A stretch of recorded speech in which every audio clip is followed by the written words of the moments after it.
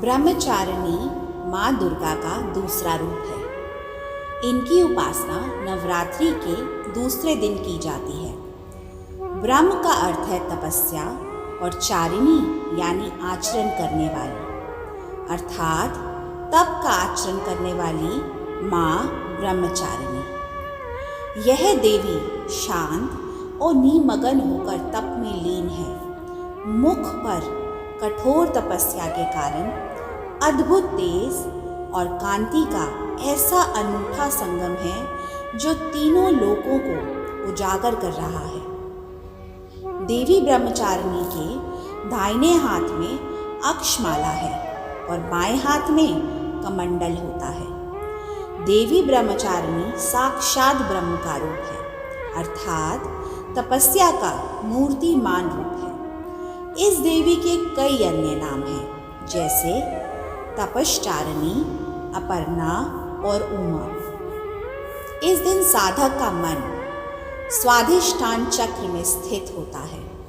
इस चक्र में अवस्थित साधक माँ ब्रह्मचारिणी जी की कृपा और भक्ति को प्राप्त करता है। माँ दुर्गा के इस रूप की पूजा करने से मनुष्य को भक्ति और सिद्धि दोनों की प्राप्ति होती है। हजारों वर्षों तक अपनी कठिन तपस्या के कारण ही उनका नाम ब्रह्मचारिणी पड़ा।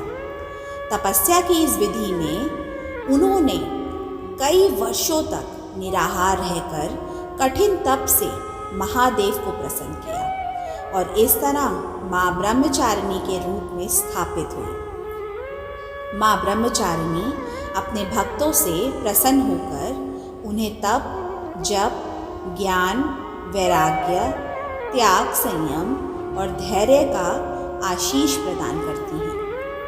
पूर्व जन्म में इस देवी ने हिमालय के घर पुत्री रूप में जन्म लिया और नारद जी के उपदेश से भगवान शंकर को पति रूप में प्राप्त करने के लिए घोर तपस्या की थी। इस कठिन तपस्या के कारण इन्हें तपश्चारिणी अर्थात ब्रह्मचारिणी नाम से अभिहित किया गया है।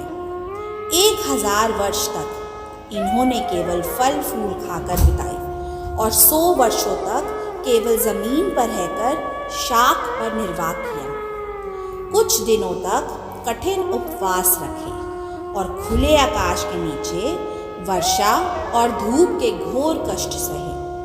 3000 वर्षों तक टूटे हुए बेलपत्र खाए और भगवान शंकर की आराधना करती रही। इसके बाद जो उन्होंने सूखे बेलपत्र खाने भी छोड़ दिए।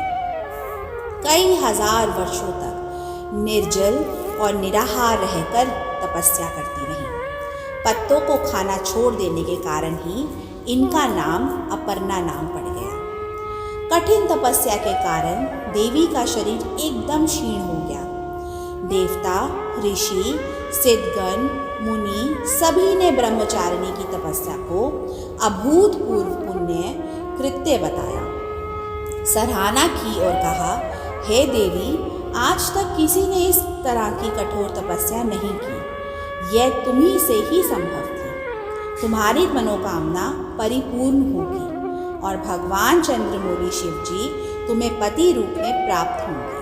अब तपस्या छोड़कर लौट आ जाओ। जल्द ही तुम्हारे पिता तुम्हें बुलाने आ रहे हैं। माँ ब्रह्मचारिणी देवी की कृपा से सर्व सिद्धि प्राप्त होती है।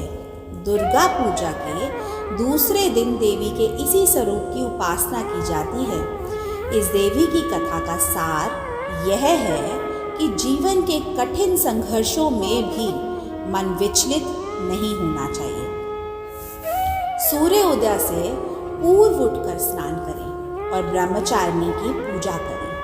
सर्वप्रथम माँ को दूध, दही, घी, इत्र, मधु व शक्करा से स्नान कराएं। उसके बाद फूल, अक्षत, रोली, चंदन, मिश्री, लौंग, इलायची आदि अर्पित करें। माँ ब्रह्मचारिणी को दूध और दूध से बने व्यंजन अति प्रिय हैं, इसीलिए आप उन्हें दूध से बने व्यंजनों का भोग लगा सकते हैं। देवी ब्रह्मचारिणी माता को प्रसन्न करना बहुत ही सरल है। इनकी पूजा में शक्कर और मिश्री का भोग अर्पित करें। इस दिन पूजा के समय साधकों को अपना ध्यान स्वाधिष्ठान चक्र में स्थित करना चाहिए। इससे सुस्ती, तनाव, चिंता दूर होती है। प्रसन्नता, निष्ठा, आत्मविश्वास और ऊर्जा का विकास होता है और कामयाबी भी मिलती है। जो भक्तगण माँ ब्रह्मचारिणी देवी की पूजा करता है और सर्वत्र विजय की प्राप्ति होती है। इस दिन ऐसी कन्याओं का पूजन किया जाता है जिनका विवाह तय हो गया है लेकिन अभी शादी नहीं हुई है। इन्हें अपने घर बुलाकर पूजन के पश्चात भोजन कराकर वस्त्र, पात्र आदि भेंट किए जाते हैं। जय माता।